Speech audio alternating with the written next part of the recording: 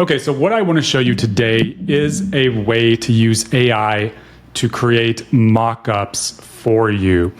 And if you're not familiar with me, my name is Timothy Bramlett. I am the co-founder of Stammer AI. It is a AI platform targeted specifically for agencies that allows them to white label AI services and kind of offer it to their customers, right? And one thing, so up until now, we were using Miro actually a lot for mockups, and these are low fidelity mockups, right? We don't have a heavyweight process for creating mockups currently. Eventually, we may, get a designer and kind of add some real more high fidelity mockups as our product continues to get further developed. But right now we're doing mostly low fidelity, right? And working directly with the developers, which is actually a great way to do it. And a low fidelity mockup can be very, very good for just not only cementing and building your own model of how a feature or functionality will work in your head, but also to transmit information to the developers who can then take it and kind of refine it and actually build it.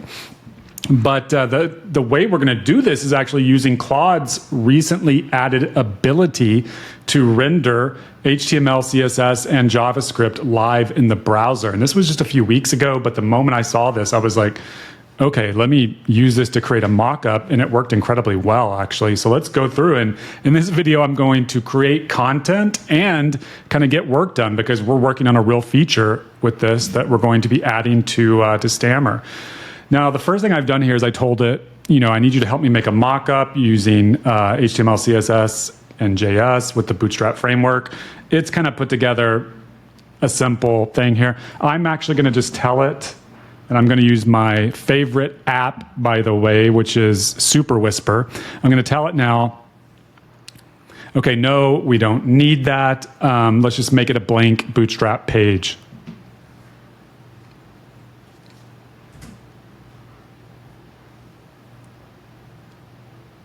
Okay. And yeah, there's nothing there, right?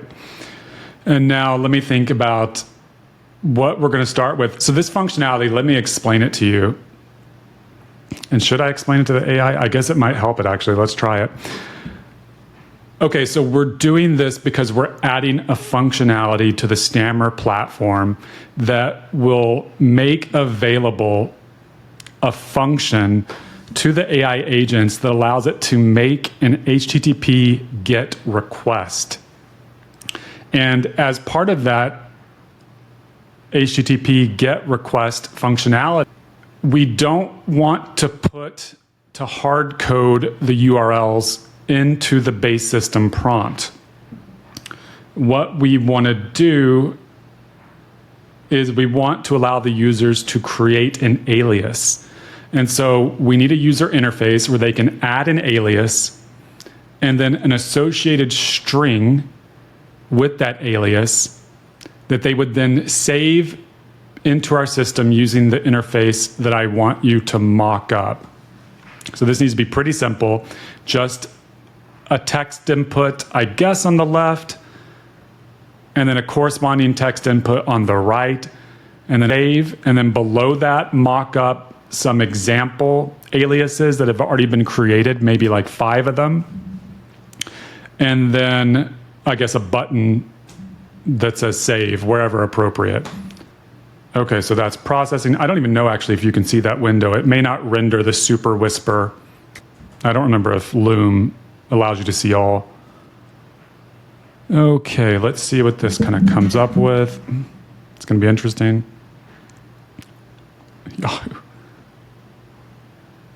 That's not bad, actually. That will work. That will work. Okay, now I'm going to tell it, and actually these aliases, we're probably going to use them for anything. Well, actually, I do want it to do that. Okay, so let's make one change. For the title of this, let's call it aliases, I guess. And then for don't call it URL, call it, I don't know what to call it. Just call it something that's appropriate. And then I want you to mix in not only URLs, but also other aliases, like maybe an API key looking string or something. But otherwise, this is great. So please do those things and regenerate.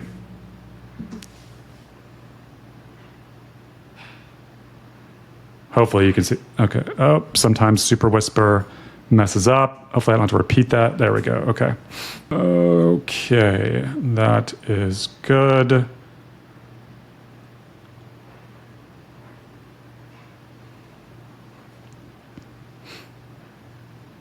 Okay. Yeah, that looks perfect. Actually, I like that. Okay. Now we're going to add the below section. And I need to think about this because I actually haven't thought this fully through, but I think we're just going to add another section where we define how the user is able to use this function. And we're going to, I guess, define the parameters. Okay. Okay, directly below that section, I want you to add a new section. And I want you to separate it from the other visually in some way, maybe a horizontal line or something. But then I want you to add a section called titled functions. And within that section, we're going to define and show to the user one of the functions that the agents will have available to it called HTTP_GET _request, I guess. We can change that name later.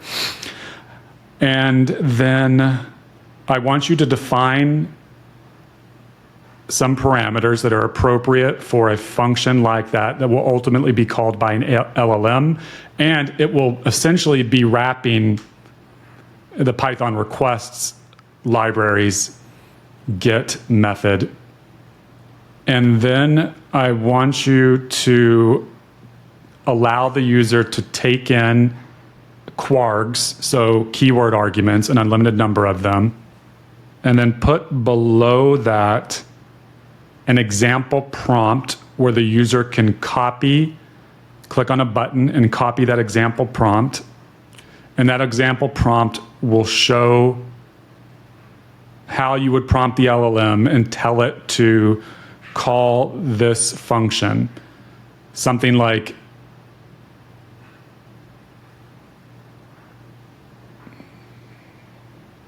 if the user wants to calculate their monthly mortgage payment, then use the HTTP_GET_request function to call the mortgage calculator URL and return to the user the monthly payment based on the response you get from calling that function. Okay, let's see how this turns out.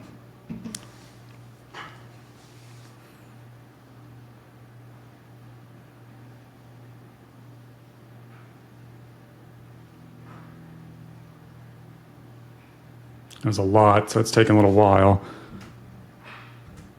It's going to be interesting to see how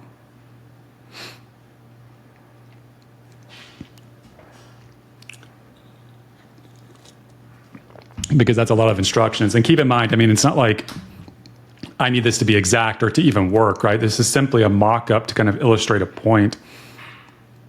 Okay. Yeah, I mean, honestly, that's perfect. I mean, this really, and you can see how powerful this is. I mean, this is such a better way to create a mock-up because I don't have to do drawing, right? I don't have to use Miro and just draw things around and stuff like that. I can literally just talk to the LLM and almost give it very vague instructions in many ways, and it's good enough to make up what's appropriate, basically. Yeah, that's actually pretty accurate from how I think we're going to do this. Okay. But that is it here. What I'm actually going to do now is I'm not going to take, I guess I could take the code, literally. Actually, I could just download this. And as long as, yeah, that should render in the browser just fine. In fact, we can test it. Just a second. Let's pull up Finder here. Yeah, okay. Let's go to downloads. this should just render perfectly in the browser. Yeah, perfect. So I'm going to take this file, and because this is all inline, everything that's done, well, yeah, it has to be. I can just kind of give this, I'm going to drop it in our Slack where we have a conversation where we're talking about this feature and this functionality. And then the developers and I will discuss it, and using this mockup, they'll have a better idea of exactly what I'm talking about. So that is it. That is it. If you guys have any questions about this, like I said, I'm using, basically Claude right here. This is, okay. I'm using Claude right here. And you have to actually turn this functionality on. I believe you go into the settings somehow here, and it's like in beta or something. But that's what I'm using is Claude, and I'm using 3.5 Sonnet. And then as far as the tool I'm using to turn my voice into text, that's actually Super Whisper, which is an amazing Mac app that almost takes over basically Apple Dictation. I don't even use Apple Dictation on the Mac now. I just use Super Whisper. Amazing product. I paid for it within like 5 minutes of using it. But anyway, that is it. Oh, and if you need to record audio files, turn those into transcripts. I actually don't use Super Whisper for that. I use Aiko, Aiko, and that's another great app, but I use it kind of in a different workflow, dragging audio files into it that I've actually recorded on this little physical, believe it or not, voice recorder.